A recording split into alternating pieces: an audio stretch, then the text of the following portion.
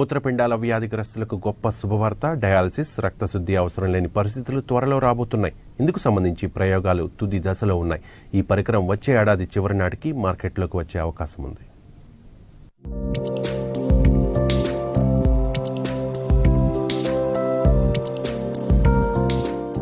Dialysis ఎంత కష్టంగా ఉంటుందో ఆ నరకాన్ని అనుభవించే వారికే తెలుస్తుంది. కిడ్నీ విఫలమైన వారికి డయాలసిస్ చాలా ముఖ్యం.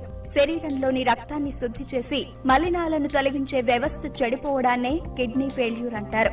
అలాంటి వారికి కృత్రిమ పద్ధతుల్లో రక్తాన్ని శుద్ధి చేయాలి, లేదంటే మనిషి ప్రాణానికి ప్రమాదం. తాజాగా ఎలాంటి కష్టం లేకుండా రక్తాన్ని శుద్ధి చేసే ప్రక్రియను శాస్త్రవేత్తలు కనుగొన్నారు.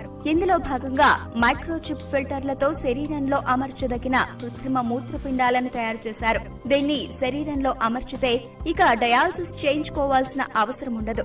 టెన్నెసీలోని వాండర్బిల్ట్ విశ్వవిద్యాలయానికి చెందిన medicine associate professor nephrologist doctor William H Fissell ఈ పరికరాన్ని అభివృద్ధి చేస్తున్నారు.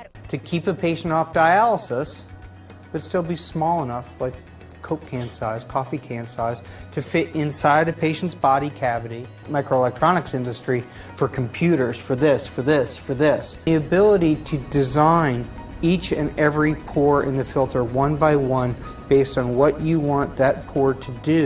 They're also the scaffold on which the cells will rest. If you think about a kidney, they all have two common structures. They have a filtration part and they have a gland-like structure of epithelial cells that's called the tubule.